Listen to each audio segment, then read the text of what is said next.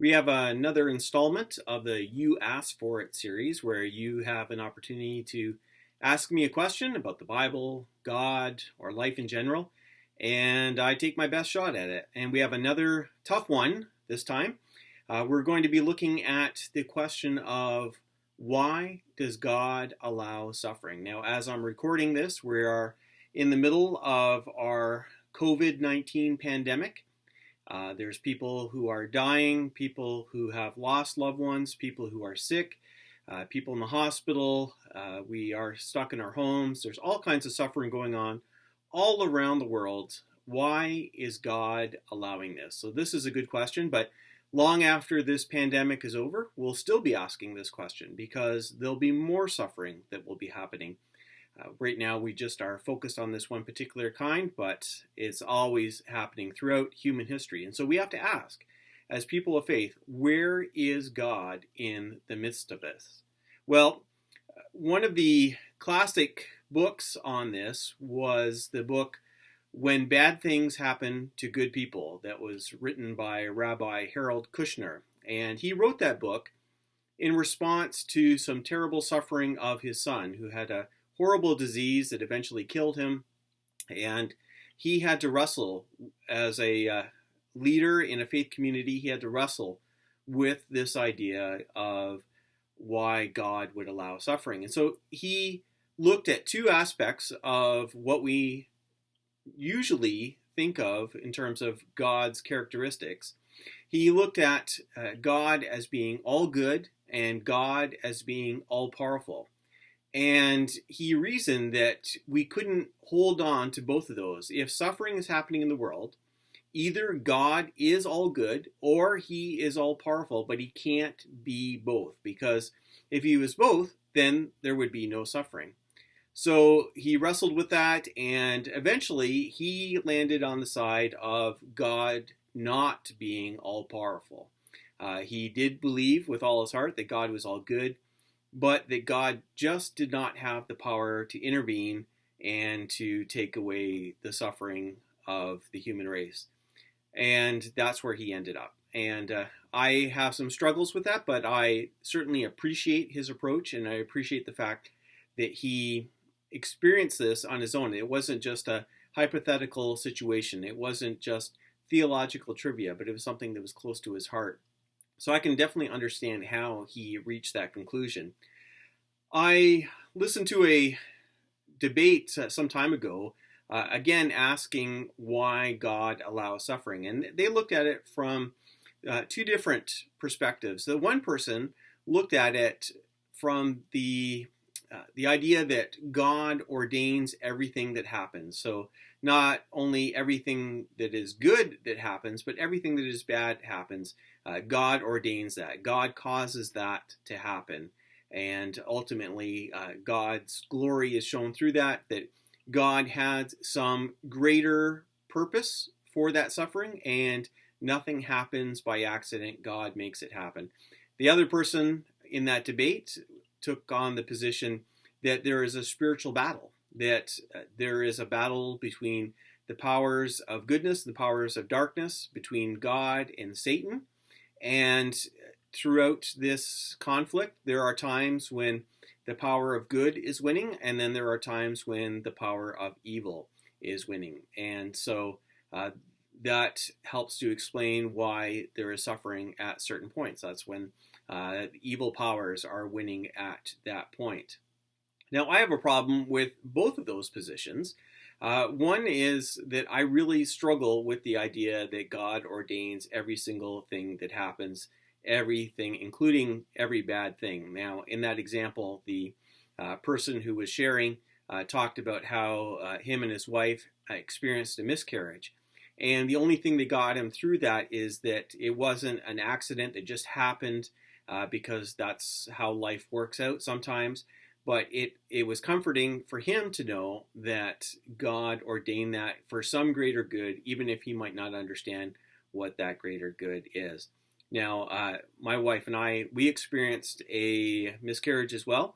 And I can't say as I find that same comfort. I don't look to that and say, God caused that to happen, that everything would have been fine, but God intervened and made that miscarriage take place.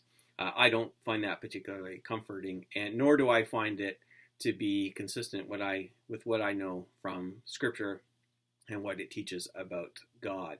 I also have trouble with the spiritual warfare aspect. Now, that's not to say I don't believe in spiritual warfare.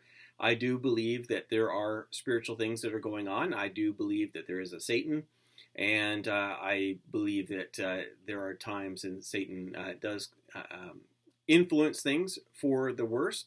But we have to be careful not to look at this in a dualistic manner, that there is a good God and a bad God, and they are kind of equal, and one is doing pretty good at this time, and then the other one is doing a little bit better. We don't want that to be the situation. That's not really what the Bible teaches. So we need to avoid that as much as possible. So I want us to maybe look at this from another perspective. Instead of looking at why did God allow one particular thing, so that could be, say there's a friend of ours who dies of cancer, or there is a tidal wave that happens that destroys a village. Instead of looking at individual examples of suffering, maybe we should look more at why in general these things happen. And I find that more helpful when I look at this question. So I believe that the best possible world that we can live in is one in which there is free will. And that means that we have a choice to do good things or to do bad things. Now, I realize this is only half of the question of suffering, but it's an important one that we have to talk about. This is called the free will defense. And I believe that this world is better for us to have that choice to do good or to do bad. Yes, God could have made us robots. He could have controlled every action that we did and made sure that we only did good things.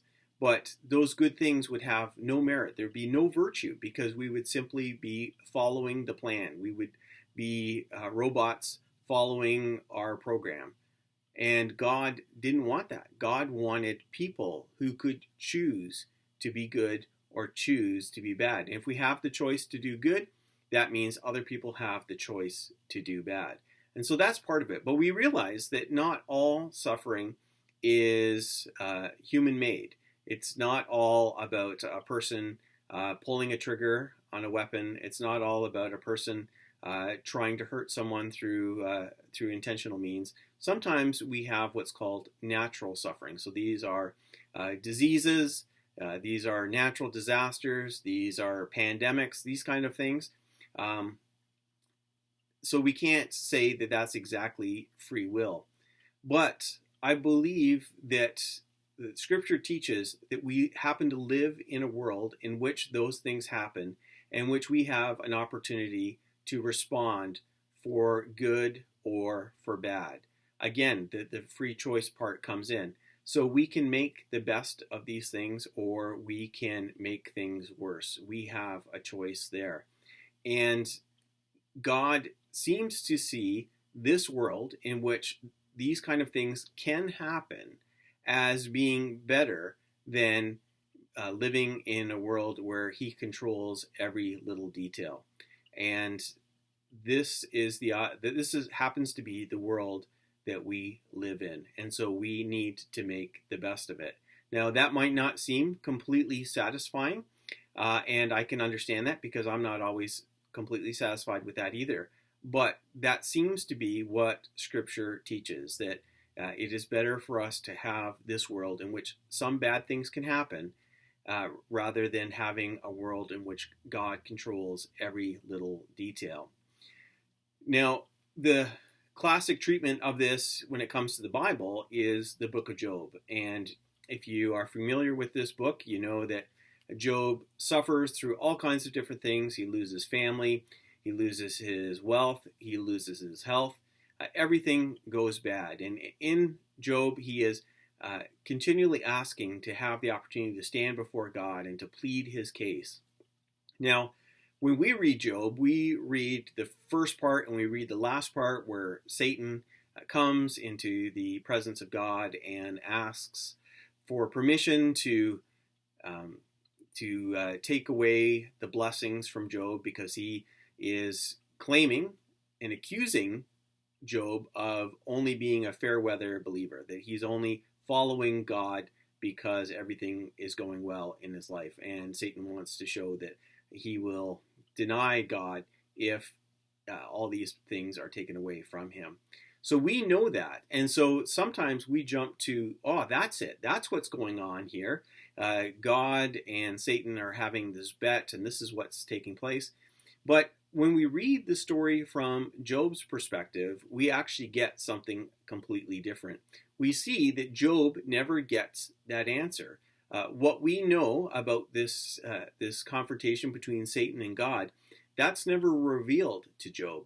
What is revealed to Job is that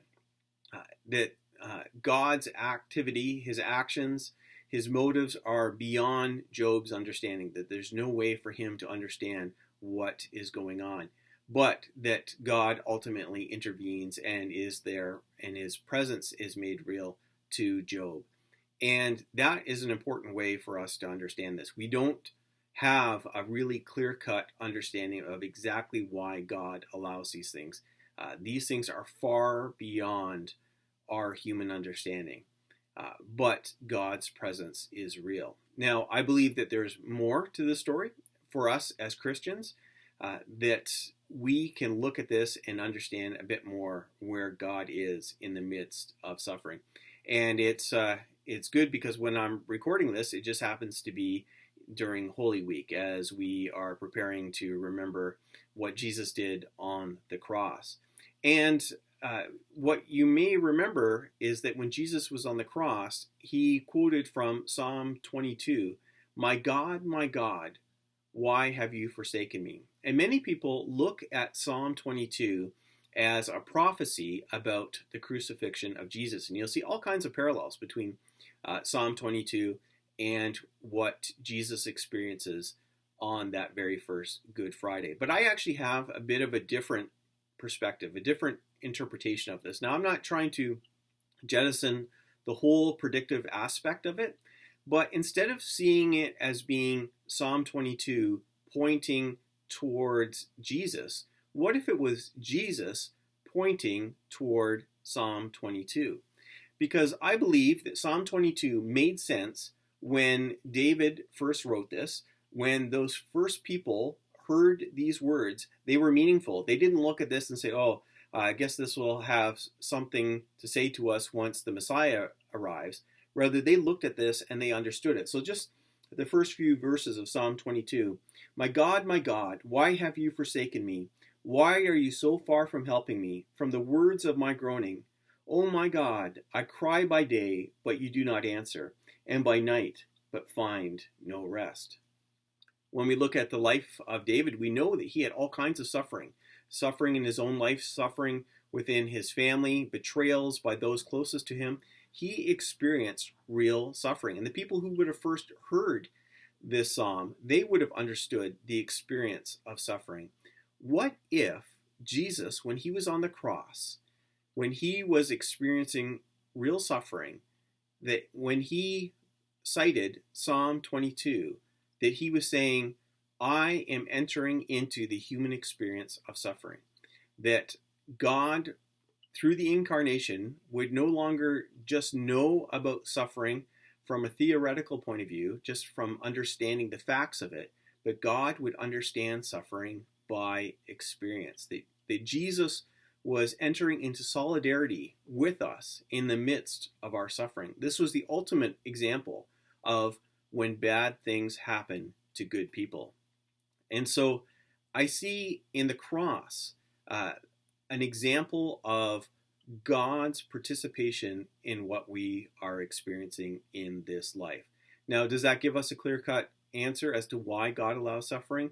No, I don't think actually the Bible is all that interested in giving us that easy answer. What is important for us to know is that God is aware of our suffering, that he's present in our suffering, that he has experienced our suffering through Jesus Christ, and that we can trust that he will be present with us And at the same time, he calls us to respond in positive ways, to use our free will in the best way possible, to choose to do good, to choose to relieve the suffering that we see in this world.